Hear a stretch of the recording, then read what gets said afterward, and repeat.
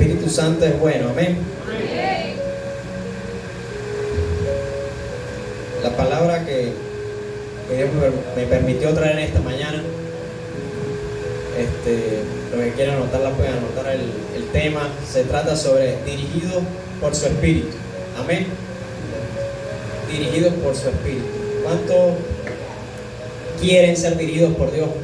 Amén. ¿Y cuántos están siendo dirigidos por Dios? Amén. Por el Espíritu de Dios, el Espíritu Santo, el Consolador. Vamos al libro de Juan, capítulo 14.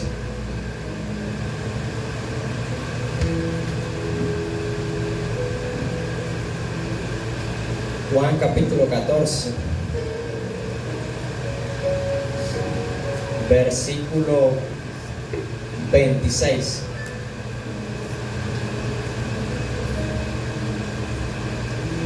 ¿Lo tienen conmigo? Amén. Juan 14, 26.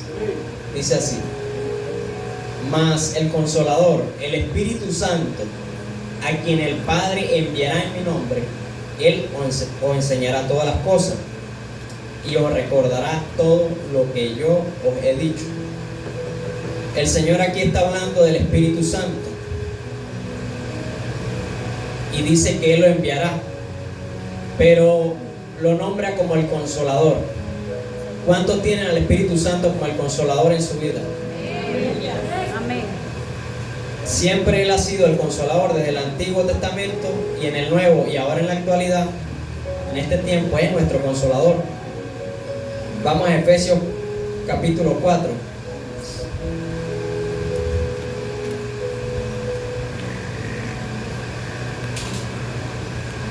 Efesios capítulo 4, versículo 30. ¿Lo tienen conmigo? Efesios 4:30 dice: y no contristéis al Espíritu Santo de Dios, con el cual fuiste sellado para el día de la redención. Dice que fuimos sellados con el Espíritu Santo y que no lo contristemos, porque a veces nosotros entristecemos al Espíritu Santo. Amén. En el Antiguo Testamento siempre vimos, leyendo el Antiguo Testamento podemos ver manifestaciones del Espíritu Santo, y vemos cómo el Espíritu Santo se manifestaba en los hombres de Dios, los cuales habían sido llamados por Dios. Pero esa manifestación eran manifestaciones temporales del Espíritu Santo, no eran manifestaciones, digámoslo, permanentes. Porque siempre, si leemos el Antiguo Testamento, siempre nos mencionan que el Espíritu Santo llegaba y se movía, y luego al parecer no estaba. Decía que el Espíritu Santo descendía sobre Gedeón, descendía sobre Jefté, descendía sobre Sansón, el cual mató a 1000 filisteos con una quijada de burro. Lo dice en el libro de Jueces. Mató a 1000 filisteos con una quijada de burro, luego que el Espíritu Santo lo tomó, y la fuerza sobrenatural de él dependía del Espíritu Santo. Ahora, cuando el Señor muere en la cruz, Él dice que Él enviará al Consolador, al Espíritu Santo, y lo enviará de una manera ya permanente en nosotros, porque la palabra nos enseña que nosotros somos morada y templo del Espíritu Santo, y si somos templo del Espíritu Santo, quiere decir que el Espíritu Santo habita constantemente en nosotros. Amén. Entonces, el Espíritu Santo es el que está destinado en nosotros para empoderar a aquellos que fueron llamados por Dios. Porque eso es lo que hace el Espíritu Santo, empoderar. Porque acuérdense que el Señor le dijo al apóstol: recibiréis poder cuando les envía el Espíritu Santo, y me seréis testigos en Judea, en Samaria y hasta lo último de la tierra, les dijo el Señor a los apóstoles. Entonces el Espíritu Santo es consolador, pero también está puesto en nosotros para empoderarnos de la unción y el poder de Dios, para dar gran testimonio de su poder aquí en la tierra. Amén. Debemos desarrollar una relación genuina con el Espíritu de Dios. Porque a veces creemos que le conocemos y quizás sí lo conocemos por medio de la Escritura. La pastora decía el domingo pasado que si nosotros conocíamos a Dios y que si Dios nos conocía a nosotros, posiblemente sí conocemos nosotros al Espíritu Santo a través de la Escritura. Pero tenemos que tener la certeza de que el Espíritu Santo en verdad nos conoce a nosotros a través de una relación con Él. Amén. Recordemos que está el bautizo en agua, que es el bautizo de Juan, pero está el bautizo también del Espíritu Santo. Amén. Cuando Pablo estaba en la ciudad de Efeso, se encuentra con unos discípulos, y aquellos discípulos, Juan conversa con ellos y les dice: ¿recibieron ustedes al Espíritu Santo? Y ellos le dicen: ni siquiera sabemos si hay Espíritu Santo. A veces nosotros estamos así. Y Pablo le dice: ¿ustedes fueron bautizados en qué bautizo? Y ellos le dicen: nosotros fuimos bautizados en el bautizo de Juan. Y Pablo le dice: Juan ciertamente bautizó en agua, pero el Señor lo bautizará con Espíritu Santo y fuego. Y aquel hombre impuso las manos sobre ellos y recibieron el Espíritu Santo y comenzaron a hablar en lenguas. Manifestaciones del Espíritu Santo. Manifestaciones del Espíritu Santo. Amén. ¿Cómo sabemos si el Espíritu Santo está en nosotros? ¿Cómo conocemos si está en nosotros? Lo vamos a saber no por los milagros que hagamos y no por las lenguas que hablemos, sino por los frutos. Amén. Los frutos que tengamos van a dar testimonio de que el Espíritu Santo habita en usted y habita en mí. Amén. Ahora, ¿cómo desarrollamos nosotros una relación con el Espíritu Santo?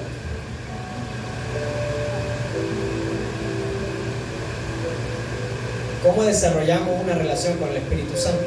El Espíritu Santo, recordemos que la Biblia lo cataloga o se refiere a Él como una persona. No es un objeto, no es una cosa, es alguien. Amén. El Espíritu Santo es alguien. Y uno de los puntos para desarrollar una relación personal con el Espíritu Santo es ordena el desorden. Amén. Ordena el desorden. Y cuando hablo de ordenar el desorden, no me refiero solamente al pecado. También es eso, pero no solamente eso. Porque yo mismo he estado en pecado. Y aún así el Espíritu Santo ha sido el que me ha sacado de allí y me ha dirigido. Pero tiene que haber un arrepentimiento genuino y tiene que haber cambios. Amén. El Espíritu Santo, sí es verdad, se entristece, pero no te deja sin dirección. Porque ¿quién es el que te va a sacar del hoyo si no es Dios, si no es su Espíritu? Pero tiene que haber esa disposición en nosotros. Amén. Cuando hablo de ordenar el desorden, me refiero a que a veces tenemos una vida tan desordenada que no tenemos tiempo para el Espíritu Santo. Tenemos tiempo para ir al trabajo, tenemos tiempo para visitar a nuestros padres, tenemos tiempo para venir a la iglesia, está bien,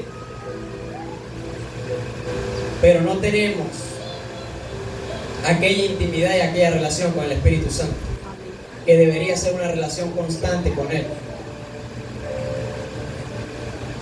Necesitamos tener una planificación que no se rompa, donde Dios siempre tenga el primer lugar en nuestras vidas. Amén. Donde Dios siempre tenga el primer lugar. Donde Dios siempre tenga el primer lugar en nosotros. Pero a veces le damos el primer lugar a otras cosas. Pero luchamos y batallamos con eso para ser mejores cada día. Amén. Amén. Necesitamos ordenar lo que está desordenado y lo que está en ruina. Amén. Amén. Un ejemplo de ello se encuentra en Primera de Reyes, capítulo 18, versículo 20. Le voy a contar un poco la historia. En ese tiempo estaba el profeta Elías.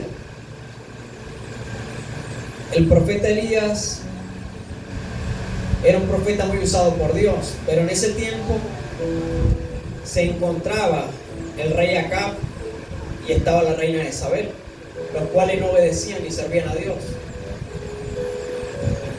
Y al profeta Elías le tocó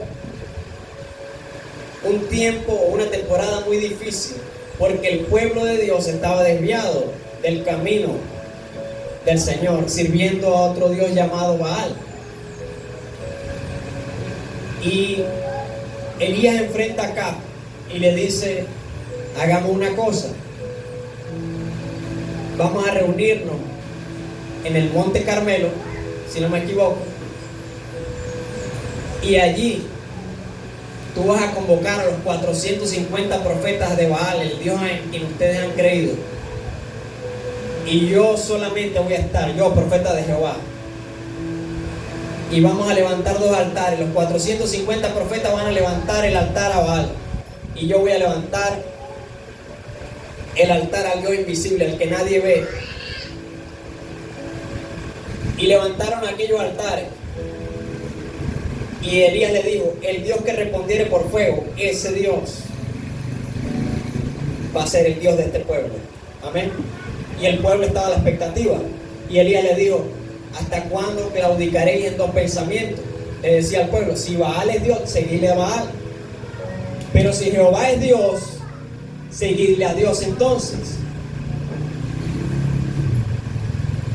Y entonces el pueblo no respondió nada, porque el pueblo estaba en dos disyuntivas, estaba en un pensamiento doble, no sabía a qué Dios servirle. Y se levantaron aquellos altares, y Elías le dijo: el que respondiere por fuego, el Dios que responda por fuego en el altar, ese va a ser el Dios verdadero de este pueblo. Y Elías le dio la oportunidad a los 450 profetas de Baal. Prepararon el altar, el animal, y estuvieron ellos llamando a Baal. Los 450 profetas de Baal estuvieron llamando a Baal desde la mañana hasta la tarde. Todo el día estuvieron llamando a Baal: Baal, respóndenos, Baal, respóndenos. No respondía Baal por ningún lado. Y entonces llegó el turno de Elías, y Elías le dijo al pueblo: acérquense. Le dijo al pueblo: acérquense. Y lo primero que hizo Elías cuando agarró el altar fue ordenar el altar de Jehová, que estaba en ruina. El altar de Dios estaba en ruina y arruinado, y Elías lo agarró, lo arregló, lo reparó y colocó las 12 piedras que representaban las 12 tribus de Israel. Porque necesitamos primero reparar el altar para que el fuego de Dios descienda. No podemos pedir fuego de Dios si el altar está en ruina en nosotros. Aleluya. ¿Cuántos están entendiendo la palabra? Amén. Necesitamos una relación genuina con el Espíritu Santo. La necesitamos. Y Elías repara el altar, convoca a Dios, y el fuego de Dios desciende. Pero hay algo más aquí en esta historia, o en este altar, algo que se hizo, que fue que Elías derramó agua sobre el altar.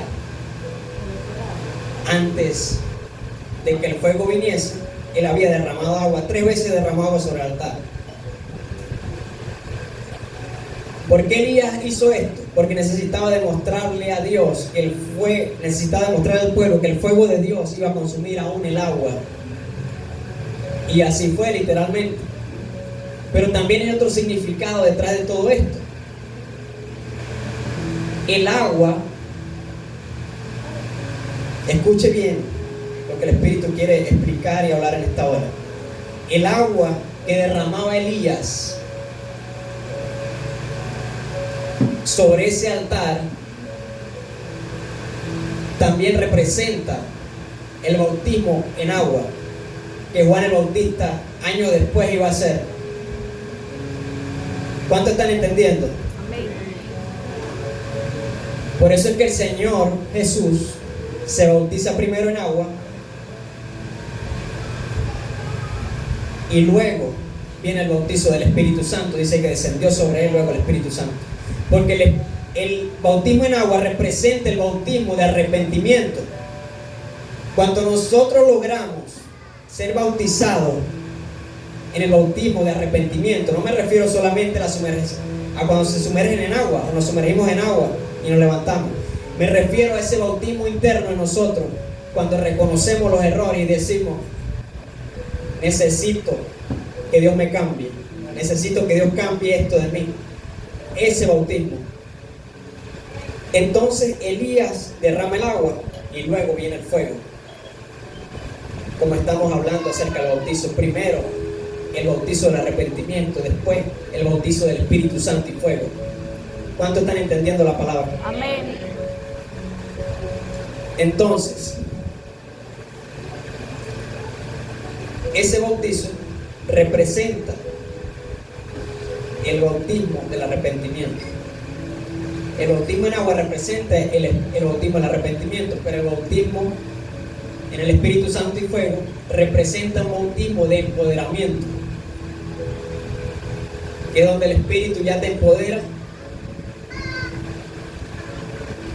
y comienza a trabajar contigo, ya no solamente en ti, sino en otras personas, y te comienza a usar para ser de bendición para otros. ¿Y por qué les digo que lo de Elías representa lo de Juan el Bautista? Porque recordemos que en el Nuevo Testamento también habla, Jesús le dice a sus discípulos: a la verdad Elías ya vino y nadie le creyó, refiriéndose a Juan el Bautista, refiriéndose a Elías. ¿Qué digo? Cuando le dijo, recordemos que le dijo: a la verdad Elías ya vino, le dijo a los apóstoles que estaban esperando que viniera Elías, porque Juan el Bautista representaba a Elías. Entonces, para que bajara el fuego, en resumen,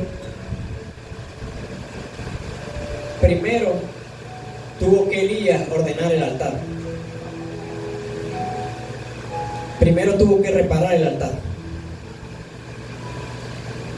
Amén. Amén. El segundo punto para nosotros desarrollar una relación con el Espíritu Santo es manteniendo una amistad con Él. Amén.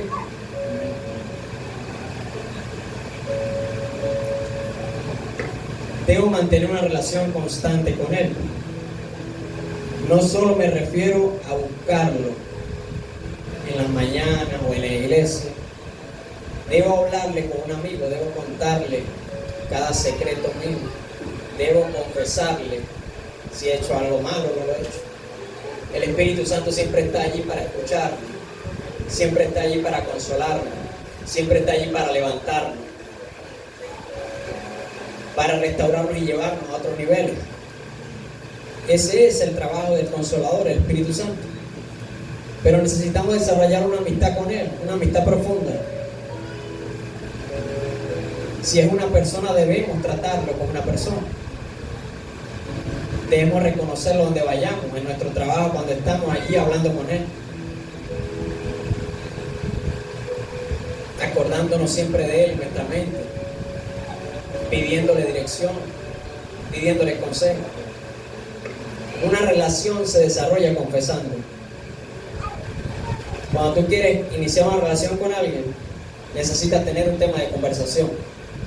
¿Y qué más tema de conversación que contarle nuestra vida al Espíritu Santo? Y cuando nosotros comenzamos a contarle todo, aunque Él lo sepa todo, Él también nos empieza a contar misterios del reino que tiene para nosotros. Pero nosotros necesitamos romper ese hielo con el Espíritu Santo y activar esa confianza con Él. Amén. ¿Cuánto están entendiendo? Amén. Aleluya. Necesitamos convertirnos en confidentes del Espíritu Santo, Amén. para que el Espíritu Santo también nos revele sus misterios. Amén.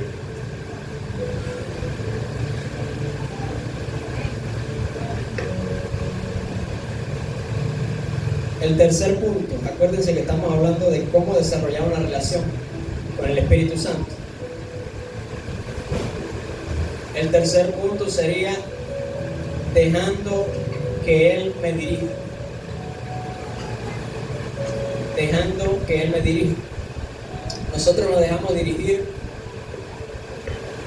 por todo el mundo muchas veces, menos por el Espíritu Santo de Dios. Y tomamos muchas veces decisiones a la ligera. Pero no le pedimos el consejo al Espíritu.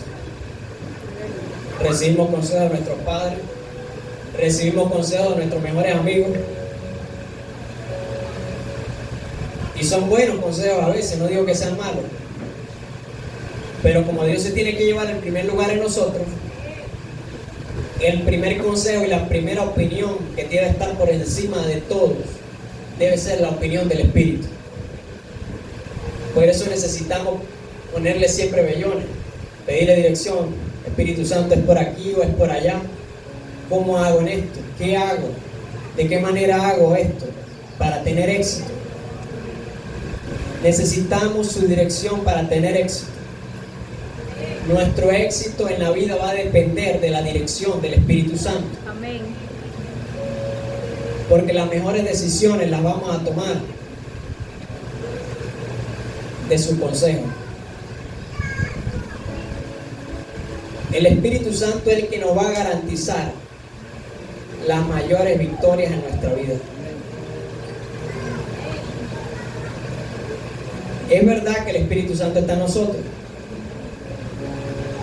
porque somos morada y templo del Espíritu Santo, pero a veces tenemos al Espíritu Santo como amarrado, porque no lo dejamos fluir, no lo dejamos actuar, no lo dejamos operar en nuestras vidas, no dejamos que Él nos ayude a tomar las decisiones más importantes de nuestra vida. Entonces, si decimos que tenemos al Espíritu Santo, debemos dejarlo hacer todas estas cosas. Amén. Necesitamos de la dirección del Espíritu Santo, porque grandes cosas tiene Dios para esta iglesia, para nosotros. Amén. Grandes cosas tiene la vida de cada uno de los que están aquí. Grandes bendiciones tiene el Padre, grandes promesas por cumplir en ustedes y en mí. Pero todo va a depender de la dirección del Espíritu Santo. Todo va a depender si desarrollamos ese oído espiritual, que podamos escucharlo, que podamos saber cuándo algo viene de su parte y cuándo no. Porque el espíritu del enemigo, del anticristo, también nos puede confundir. Amén. Es verdad que el Espíritu Santo está en nosotros, pero necesitamos dejarlo fluir. Cuando el Espíritu empieza a operar en nosotros, comienza a hacer cosas inusuales y extraordinarias. Es por eso que usted ve, en la Biblia habla de muchas historias, y en todas esas historias, cuando el Espíritu Santo se movía en el Antiguo Testamento, como dijimos hace rato, descendía por un momento, hacía cosas inusuales, cosas extraordinarias que no cabían en la mente del hombre. Igualmente lo sigue haciendo ahora, pero ahora está permanentemente en nosotros. Pero necesitamos dejarlo fluir.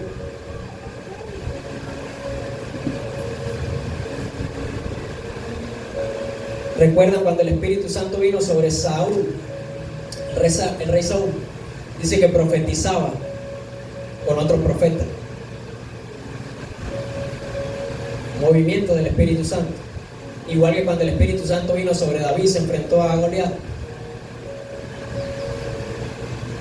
El Espíritu de Dios vino sobre David, se enfrentó. y derrotó a aquel gigante. Necesitamos que nosotros permitir al Espíritu Santo que active esos movimientos en nosotros, porque ya está en nosotros, como lo dije hace un momento, pero lo tenemos amarrado, lo tenemos maniatado, no lo dejamos fluir. Cuando el Espíritu Santo lo dejemos fluir como tiene que fluir en nosotros, vamos a ver cambios extraordinarios en nuestra vida. Pero a veces hay cosas en nosotros que no las vamos a poder cambiar nosotros mismos,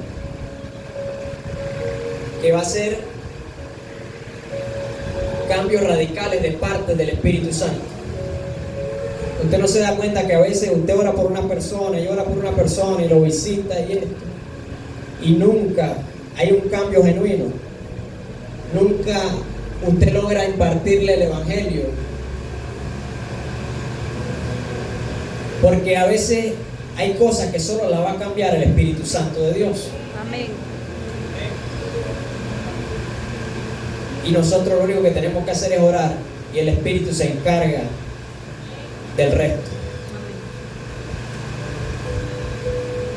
Un testimonio que les voy a contar, no sé si lo habrán escuchado. En los Estados Unidos, no sé si habrán escuchado el testimonio del boxeador George Foreman. George Foreman fue un boxeador en los Estados Unidos. A los 25 años ganó el campeonato mundial de peso pesado del boxeo. Venía de una familia humilde, de una familia pobre. Su madre siempre, desde muy pequeño, trató de inculcarle el Evangelio, pero nunca lo logró. A los 19 años, él gana una medalla de oro en una de las Olimpiadas.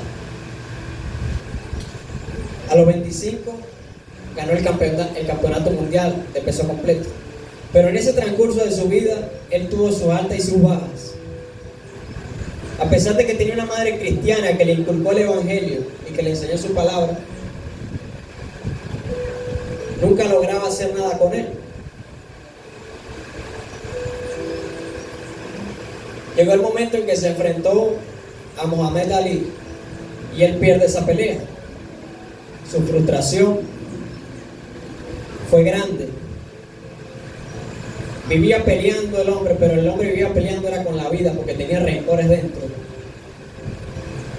porque vivía problemado. Luego de la pelea de Muhammad Ali, él tiene otras peleas, y en una de esas tantas peleas que tuvo, el hombre, después que baja del ring, se sintió agotado, se sintió cansado, y el hombre se desploma. Su corazón se paralizó por un momento. La muerte lo estaba visitando. Y él dijo que había tenido un encuentro con Dios, con el Espíritu Santo. Y que él le dijo: Señor, soy George Foreman. Puedo darle dinero a los pobres. Puedo hacerte grandes donaciones. Y el Espíritu le dijo: yo no quiero tu dinero, yo te quiero a ti. Y el hombre, después que se despierta,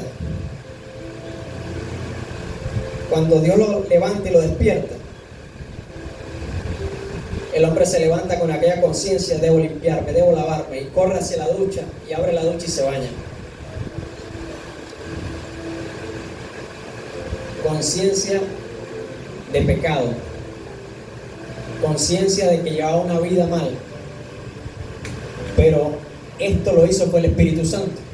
Recordemos que le estoy diciendo que su madre toda su vida trató de inculcarle el Evangelio y la palabra, pero nunca lo logró. Pero solamente un toque del Espíritu Santo le bastó para cambiar completamente su vida. Y desde aquel momento el hombre deja el ring y se convierte en pastor y comienza a predicar el Evangelio en las calles de los Estados Unidos. se convierte en pastor y levanta una iglesia. Pero la historia no termina allí. El hombre, a pesar de que se aparta del boxeo y de esto, él no quería saber nada de eso. Llega a cumplir el hombre 45 años. Ya tenía 20 años apartado del boxeo. Pero le llega una crisis económica muy grave, muy fuerte, donde no logra salir. Pero como ya tenía la dirección del Espíritu, ya no se dejaba llevar por emociones, ni por su conciencia humana.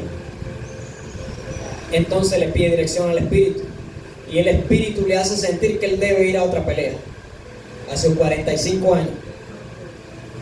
Tenía 20 años sin haber peleado. 20 años sin haberse subido a un ring. Y el hombre llega al momento y se sube al ring. Su oponente era un oponente mucho más joven. No tenía y no había posibilidad alguna en la mente humana de que el hombre le ganara. Y comienza aquella pelea. El hombre recibía y recibía golpes, recibía golpes. Estaba esperando solamente el momento. El momento. Porque Dios le dijo que se tenía que subir al ring. Y si Dios le dijo que se tenía que subirse al ring, era porque Dios lo iba a respaldar. Y esperaba el momento, y pasaba un asalto, y pasaba otro, y el hombre recibía golpes. Y llega el momento en que solo con un golpe noquea a su contrincante en el ring. Este tipo de victoria solo la tenemos cuando le pedimos dirección al Espíritu Santo. Y el Espíritu Santo nos muestra cómo, dónde y cuándo lo vamos a hacer. Entonces, el Espíritu de Dios crea las condiciones donde la carne no es la que va a tener el éxito, sino la gloria se la va a llevar Él. Condiciones que a veces vivimos donde no vamos a poder salir con nuestra propia fuerza. Problemas donde no vamos a poder salir si no es con la dirección del Espíritu. Deudas de las cuales no vamos a poder salir si el Espíritu no nos dirige, porque ya nuestras fuerzas se encuentran agotadas. Fíjese cómo le cambió la vida a este hombre el Espíritu Santo de Dios. El Espíritu Santo de Dios puede cambiarte a ti y puede cambiarme a mí, aún más de lo que nos ha cambiado. Colóquense de pie en esta mañana.